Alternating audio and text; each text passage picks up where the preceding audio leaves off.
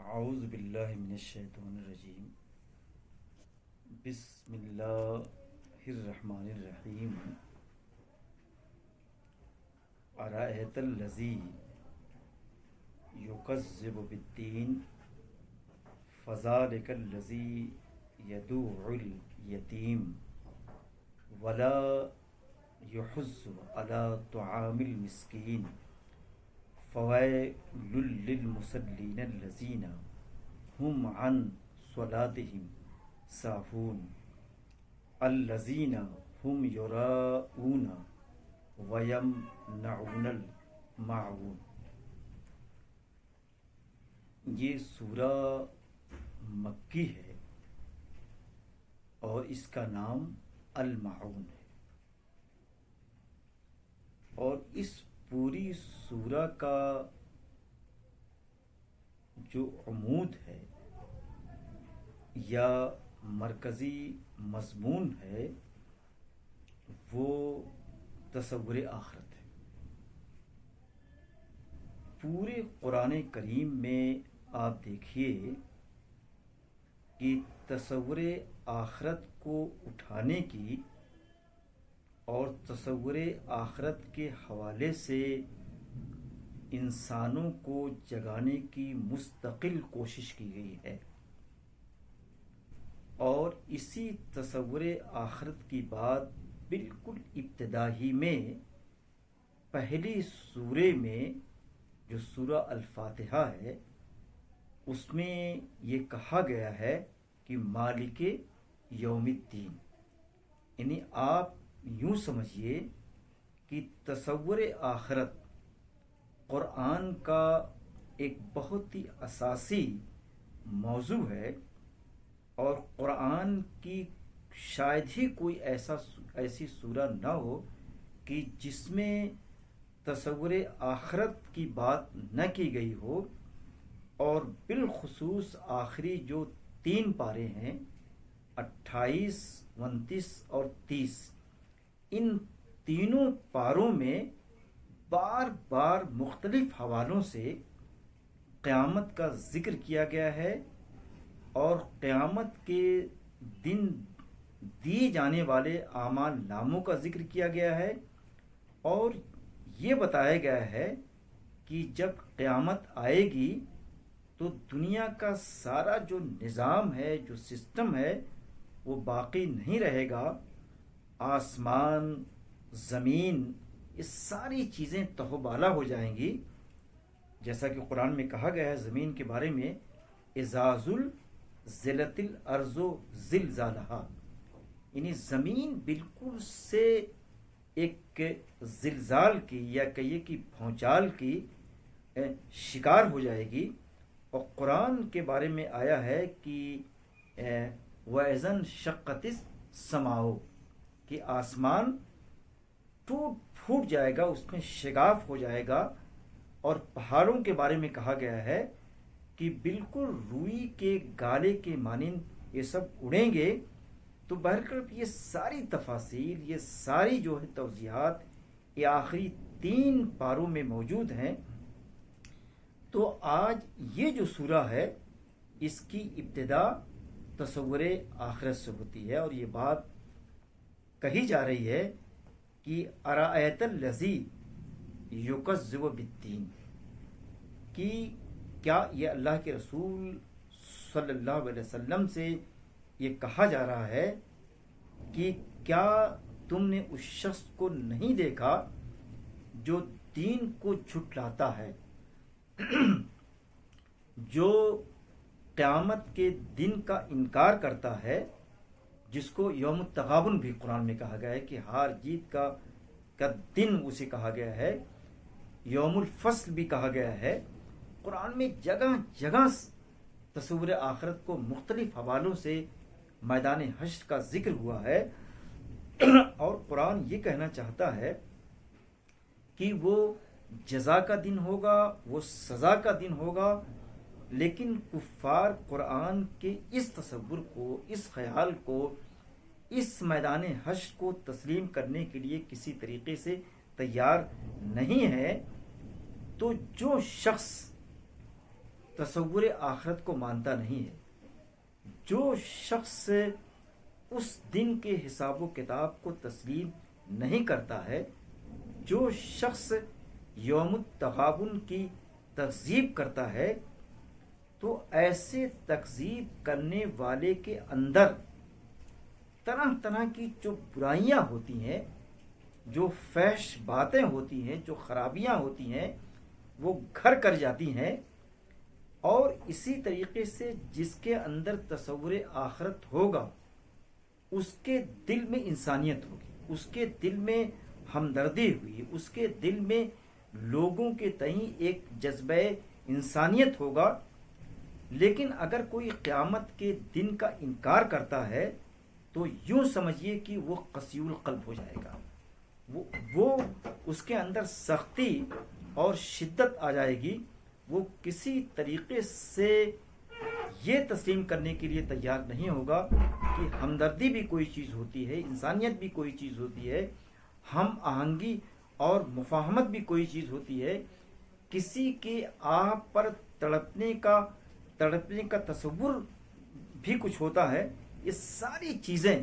اس کے اندر سے ختم ہو جاتی ہیں۔ اور بعض لوگوں کا یہ کہنا ہے کہ یہاں دین سے مراد دین اسلام ہے، لیکن آگے کی جو آیات آتی ہیں، اگر نظم قرآن کی روشنی میں دین کے بارے میں دیکھا جائے تو یہاں دین سے مراد دین اسلام نہیں ہے، بلکہ تصور آخرت ہے، یوم التغابن ہے، میدان حشر ہے، اس سے مراد ہے۔ تو کہتے ہیں کہ جو شخص قیامت کا انکار کرتا ہے، اللہ کے سامنے پیشی کو کسی طریقے سے ماننے کو تیار نہیں ہے، تو اس کے دل میں جو گداختگی ہوتی ہے، اس کے دل میں ایک طریقے سے جو نرمی ہوتی ہے، جو رحم دلی ہوتی ہے، جیسے وتواصوا بالمرحمہ، قرآن نے کہا ہے کہ وتواصوا بالمرحمہ، تم آپس میں ہمدردی کی باتیں کیا کرو، تم آپس میں محبت کی باتیں کیا کرو، تم آپس میں ایک دوسرے کے کام آنے کی باتیں کیا کرو۔ لیکن جب وہ آخرت کو نہیں تسلیم کرے گا تو یہ قرآن نے جس وتواصوا بالحق کی بات کہی ہے، کہتے ہیں کہ وہ چیز پوری طریقے سے ختم ہو جائے گی، اس کا تصور مٹ جائے گا، قرآن یہ کہنا چاہتا ہے۔ اور جب اس کے اندر قساوت قلبی آ جاتی ہے، جب اس کے اندر درندگی آ جاتی ہے، جب اس کے اندر حیوانیت آ جاتی ہے، تو اس حیوانیت کا تقاضا ہے کہ جب کوئی یتیم اس کے سامنے دست سوال دراز کرتا ہے تو کہتے ہیں کہ بڑی بے دردی سے، بڑی بے دلی کے ساتھ، بڑی بے رخی کے ساتھ وہ یتیم کو دھکا دیتا ہے، وہ یتیم کو دھکا دیتا ہے۔ اور قرآن میں جگہ جگہ آپ دیکھیے یتیم کے حقوق کے پورے کرنے کی بات کہی گئی ہے۔ یتیم چونکہ ناسمجھ ہوتا ہے، اس کی عمر کم ہوتی ہے، تو پورے معاشرے کی، خاص طور سے خاندان کے لوگوں کی یہ ذمہ داری ہوتی ہے کہ اس کی نگہداشت کی جائے، اس کے مسائل کو، اس کے مصائب کو سمجھا جائے۔ قرآن کریم میں آیا ہے کلا بل لا تکرمون الیتیم۔ اس سے یہ بات نکلتی ہے کہ جو منافق ہوتا ہے، جس کے ہاں قساوت قلبی ہوتی ہے، وہ یتیم کی عزت نہیں کرتا ہے۔ گویا اس آیت میں یہ چیز موجود ہے کہ یتیم کے اعزاز کی بات کہی گئی ہے، یتیم کے اکرام کی بات کہی گئی ہے، لیکن وہ اس اعزاز کو، اس اکرام کو، یتیم کی اس نگہداشت کو کسی طریقے سے سمجھ نہیں پائے گا جو آخرت کو نہیں مانتا ہے۔ اگر آخرت کو مانے گا تو چاہے وہ یتیم ہو، چاہے وہ معاشرے کا گرا ہوا شخص ہو، وہ اس کی آواز پر، وہ اس کی تڑپ پر، وہ اس کے رونے پر، وہ اس کی سسکیوں پر بالکل سے مضطرب ہو جائے گا۔ اگر وہ اس کی سسکیوں پر، اس کی آہوں پر مضطرب نہیں ہوتا ہے تو یوں جانیے کہ وہ قرآنی تعلیم کے خلاف جاتا ہے۔ قرآنی تعلیم کی جو حدود ہیں، ان حدود کو وہ پھلانگ کر ایک طریقے سے اللہ کی بغاوت کرتا ہے۔ قرآن یہ کہنا چاہتا ہے اور پھر یہ کہنا چاہتے ہیں، ایک نقطہ اس میں آ رہا ہے، میں اس نقطے کو بیان کرنا چاہتا ہوں، ولا یحض علی طعام المسکین. دیکھیے یہاں پر طعام المسکین کہا گیا ہے، اطعام المسکین نہیں کہا گیا ہے، کہ وہ مسکین کے کھانے پر لوگوں کو اکساتا نہیں ہے. کھلانے پر نہیں کہا گیا ہے، کھلانے پر نہیں کہا گیا ہے، مسکین کے کھانے پر. یعنی گویا قرآن یہ بتانا چاہتا ہے کہ اگر کوئی مسکین کو کھلاتا ہے، اگر کوئی کسی غریب کے پیٹ کا خیال کر کے اسے 2 روٹیاں دیتا ہے تو وہ کوئی احسان نہیں کرتا ہے، وہ طعام المسکین ہے، وہ حق المسکین ہے، وہ اس کا حق ہے. دیکھو قرآن نے کہا وہ اس کا حق ہے. یعنی گویا جیسے زکوٰۃ نکالنا آپ پر واجب ہے، اسی طریقے سے مسکین کا جو حق آپ کے مال میں ہے، آپ کی جائیداد میں ہے، اگر اس کے حقوق کو آپ پورے نہیں کرتے ہیں تو اللہ کی آپ کے ہاں گرفت ہوگی، آپ اللہ کا عتاب آپ کے اوپر نازل ہوگا. قرآن میں آیا ہے، حق وفی اموالہم حق للسائل والمحروم. دیکھیے وہاں پہ یہ بات کہی گئی. قرآن یہ کہنا چاہتا ہے کہ تمہارے اموال میں جو سائل ہے، جو فقیر ہے، اور جو طبقے کے، جو معاشرے کے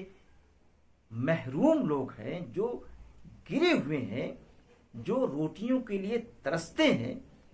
جو ایک دانے کے لیے 10 سے سوال کو دراز کرتے ہیں،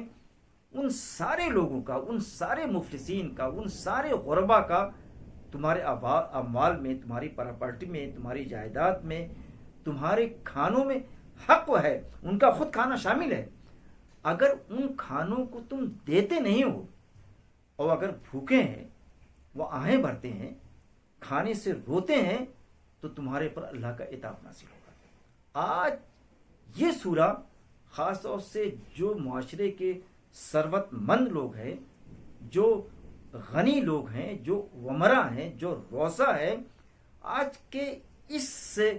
آج کے موجودہ تناظر میں جو لاک ڈاؤن ہے، یہ آیت خاص طور سے لاک ڈاؤن کے حوالے سے یہ کہنا چاہتی ہے کہ اگر تم نے آج کے مزدوروں کا، پریشان زدہ لوگوں کا، یا راستے میں پھنسے ہوئے مسافرین کا، یا ان سارے لوگوں کا جو بیچارے کھانے کے لیے ترستے ہیں، بھوکے ہیں، رو رہے ہیں، بلک رہے ہیں، معصوم بچوں کے لیے اس لاک ڈاؤن میں دودھ نہیں ہے، دوائیاں نہیں ہیں، اگر تم ان ساری چیزوں کو سپلائی نہیں کرتے ہو، اگر تمہارے پاس دولت ہے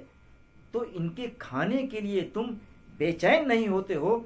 تو قرآن یہ کہنا چاہتا ہے کہ ایسے لوگوں کی اللہ کی پکڑ ہوگی. میں یہاں پر ان ایکٹرس کی تعریف کرنا چاہوں گا، میں سلمان کی بات کرنا چاہوں گا، میں شاہ رخ خان کی بات کرنا چاہوں گا، میں عامر خان کی بات کرنا چاہوں گا، میں اکشے کی بات کرنا چاہوں گا کہ ٹھیک ہے ان کے کردار کے بارے میں کوئی انگلی نہیں کہوں گا، کوئی درازی نہیں کروں گا، لیکن یہ کہنا چاہوں گا کہ قرآن کی جو یہ تعلیمات ہے، ان تعلیمات کو ہمارے جو فلمی اداکار ہیں کسی نہ کسی طریقے سے پورا کر رہے ہیں.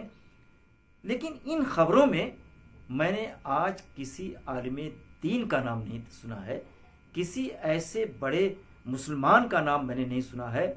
کہ یا کسی اسلامی اسکالر کا میرے سامنے نام نہیں آیا ہے کہ اس لاک ڈاؤن میں اسی طریقے سے غربا کے لیے وہ دوڑتا ہے، اپنے بینک کو، اپنی جیب کو وا کر دیتا ہے، جس طریقے سے فلمی اداکاروں نے کیا ہے.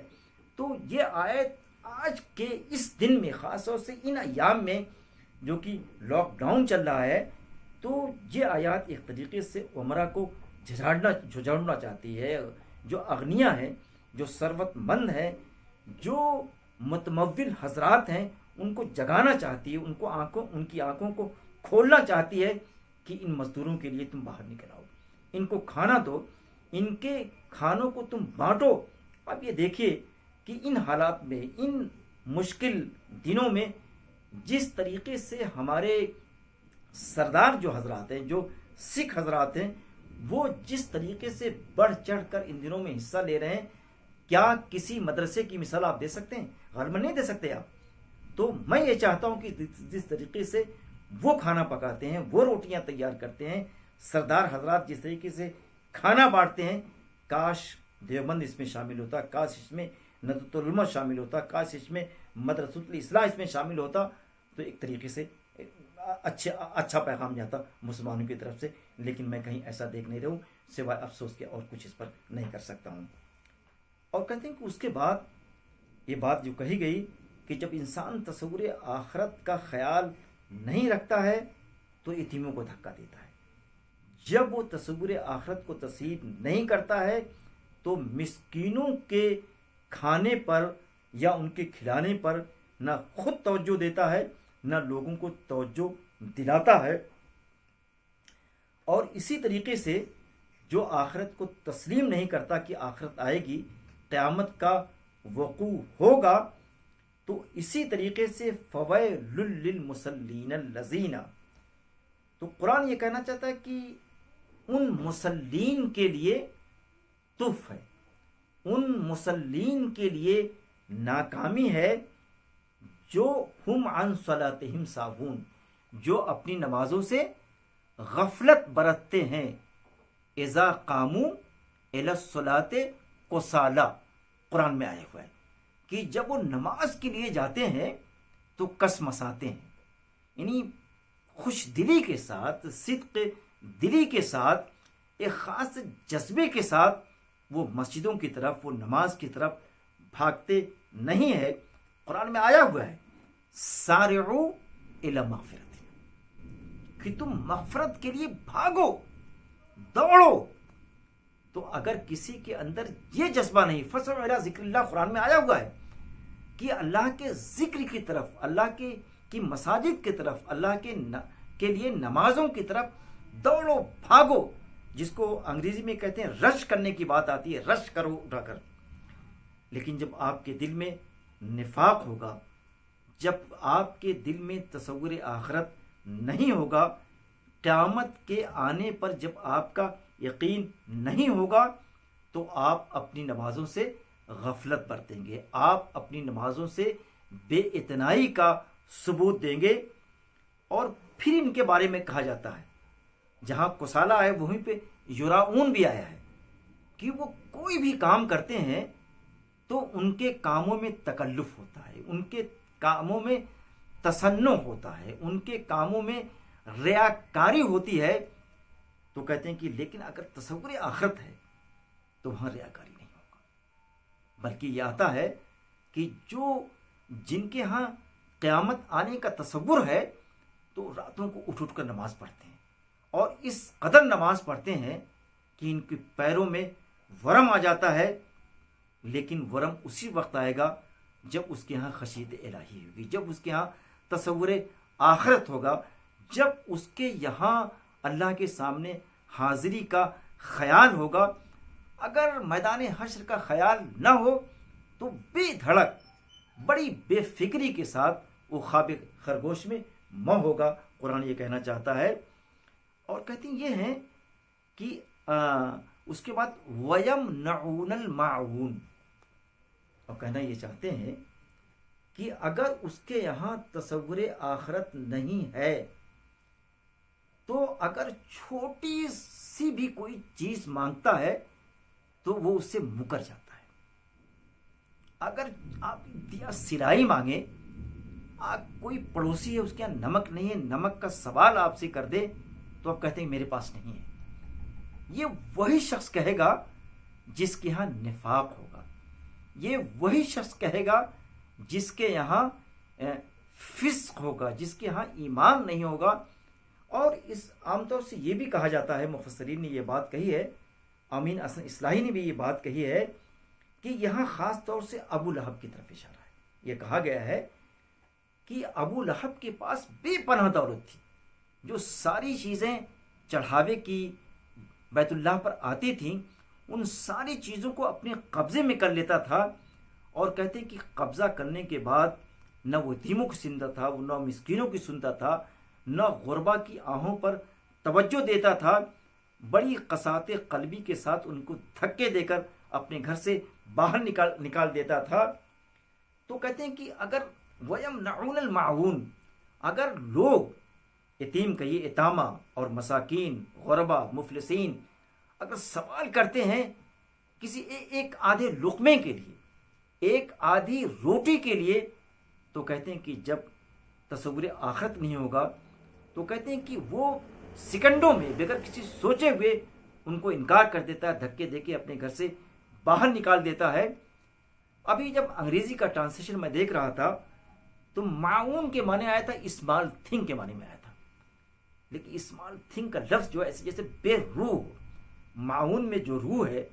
اور معاون میں جو ایک خاص طریقے کی معنویت ہے، وہ معنویت اسمال تھنگ میں نہیں ہے، جیسے کوئی بے روح ہو۔ کہتے ہیں کہ ظاہر قرآن کا ٹرانسلیشن کرنا آسان نہیں ہے، لیکن کم سے کم اس طریقے کا ٹرانسلیشن کیا جائے کہ کچھ اس لفظ کی روح اس لفظ میں آ جائے، دوسری زبان میں آ جائے۔ لیکن اسمال تھنگ کو دیکھ کر مجھے شدید مایوسی ہوئی کہ معاون کا جو تصور ہے، معاون کا جو کانسیپٹ ہے، معاون کے اندر جو ایک معنویت ہے، اس معنویت کا کہیں اسمال تھنگ میں عطا پتہ نہیں ہے۔ تو یہ جو پوری سورہ ہے ایک طریقے سے تصور آخرت کو بکپ کرنا چاہتی ہے، وہ تصور آخرت کو جگانا چاہتی ہے، اور قرآن یہ چاہتا ہے کہ تصور آخرت ہر وقت جگتا رہے، ہر وقت بیدار رہے۔ جب تصور آخرت کی بیداری ہوگی تو آپ کبھی بہک نہیں سکتے ہیں۔ جب تصور آخرت بالکل سے جگا ہوا ہوگا تو خواہشات نفس کبھی آپ کو لے کر کہیں اڑ نہیں سکتی ہے۔ لیکن اگر تصور آخرت نہیں ہوگا تو جو دنیاوی خواہشات ہیں، جو ہوائے نفس ہے، وہ آپ کو پوری طریقے سے مٹھی میں کر لے گا، اور جس طریقے سے چاہے گا آپ کو اڑائے گا، جس طریقے سے چاہے گا آپ کو گھمائے گا، جس طریقے سے چاہے گا آپ کو نچائے گا۔ لیکن تصور آخرت ہے تو صرف اس کی جو تابعداری ہوگی، اس کی جو اطاعت ہوگی، اس کی جو سرفگندگی ہوگی، وہ اللہ کے حکموں کے سامنے ہوگی۔ وہ تصور آخرت اس کو اتنی مضبوطی دے دیتا ہے، اتنی استقامت عطا کر دیتا ہے کہ کوئی اسے صراط مستقیم سے ہٹانا چاہے، کوئی صراط مستقیم سے بہکانا چاہے تو کبھی یہ ممکن ہی نہیں ہوگا۔ تو آج کی یہ سورہ اس خاص طور سے یہ پیغام دینا چاہتی ہے کہ تصور آخرت کو مضبوطی سے پکڑ لیا جائے، اور جب تصور آخرت آپ کے ہاں ہوگا تو آپ ایک اچھے انسان ہوں گے، ایک معیاری اور ایک بہت ہی جس کو کہتے ہیں کہ مکمل انسان کی جو شکل قرآن پیش کرتا ہے، اس شکل کا آپ ایک پیکر بن جائیں گے۔ اور پھر جو اللہ کے بندے پریشان ہیں، یتیم ہیں، مسکین ہیں، سائل ہیں، ان سارے لوگوں کے مصائب میں، مسائل و مباحث میں آپ کھڑے ہوئے ہوں گے، بڑھ چڑھ کر ان کی پریشانیوں میں حصہ لیں گے،